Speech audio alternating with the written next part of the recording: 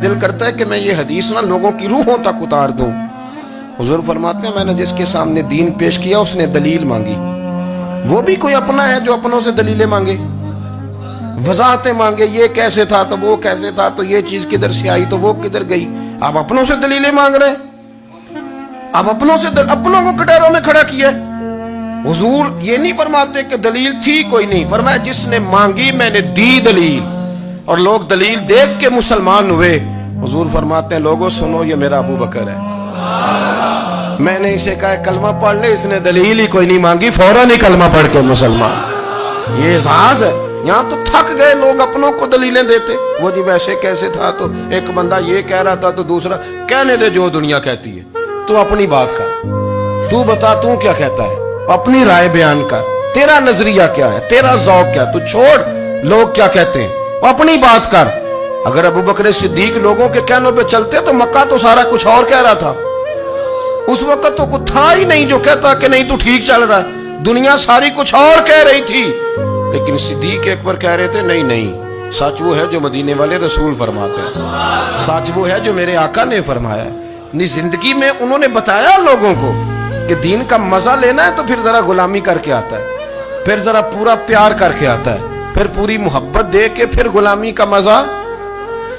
حضرت اسماء بنت ابی بکر صدیق فرماتی ہیں کہ نبی پاک صلی اللہ تعالی علیہ وسلم نہ حرم شریف میں داخل ہوئے، ایام مکہ میں، مکے کے دن تھے، حضور حرم مکہ میں داخل ہوئے، کافروں نے، ابو جہل نے پہلے سے سازش کی ہوئی تھی۔ جیسے ہی حضور اندر داخل ہوئے تو شور کرنے لگا، کہنے لگا یہ تمہارے بتوں کو برا کہتے ہیں اور تمہیں شرم نہیں آتی، یہ تمہارے معبودوں کو گالی دیتے ہیں، معاذ اللہ یہ برا کہتے ہیں، میں خیال نہیں آتا۔ لوگوں کو اشتعال دینے لگا، لوگ مختلف جگہوں سے اکٹھے ہو کے حضور کے گرد جمع ہو گئے۔ آپ نے کہا ہے کہ بت جھوٹے، حضور فرمانے لگے کہا ہے۔ آپ نے کہا ہے کہ یہ کچھ نہیں کر سکتے، فرمایا کہا ہے۔ آپ نے کہا ہے یہ کوئی نفع نقصان نہیں دیتے، حضور فرمانے لگے کہا ہے۔ رسول کائنات صلی اللہ علیہ وسلم سے جو سوال پوچھا حضور نے بیان کیا، چاروں جانب سے وہ نبی کریم پر ٹوٹ پڑے، معاذ اللہ، مارنے لگے۔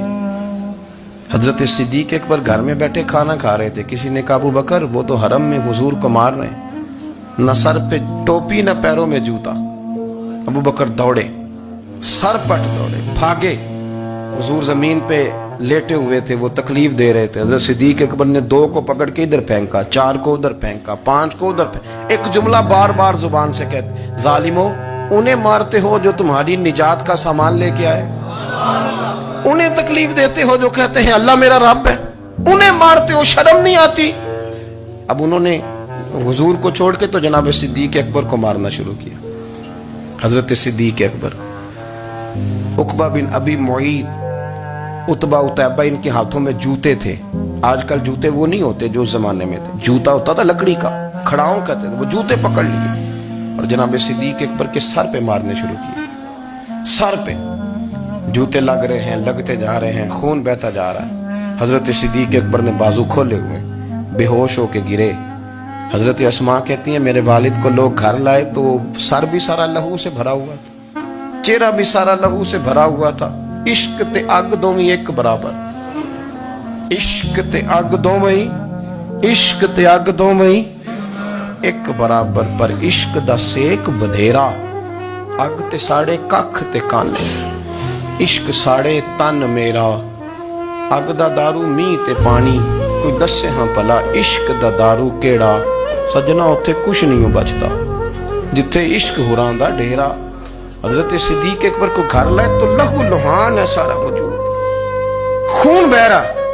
جناب اسماء کہتی ہے میں نے سر پہ ہاتھ رکھا، دیکھوں کہاں کہاں میرے والد کو، میں رو رہی ہوں، میں نے سر پہ ہاتھ رکھا تو کہتی ہیں بال بھی میرے ہاتھ میں آ گئے اور سر سے چمڑی بھی اتر کے میرے ہاتھ میں آ گئی، گوشت بھی سر سے اترنے لگا، سارا سر ان کا مار مار کے انہوں نے نازک بنا دیا، نرم کر دیا۔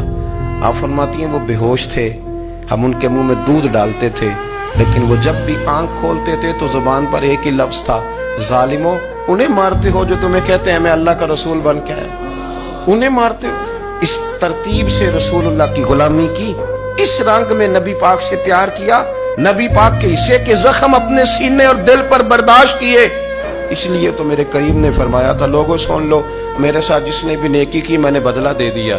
میں نے ابو بکر کو نہیں دیا. میں ابو بکر کا ہاتھ پکڑ کے اللہ کی بارگاہ میں لے جاؤں گا. میں کہوں گا مالک اس نے بڑی نیکیاں کی ہیں تو ہی اسے اجر عطا فرما. میں لے کے جاؤں گا کہوں گا اے اللہ تو دے اسے اجر. اس نے بڑی نیکی کی, اس نے بڑا پیار کیا, اس نے میرے ساتھ بڑی محبت کی, اس نے بڑی غلامی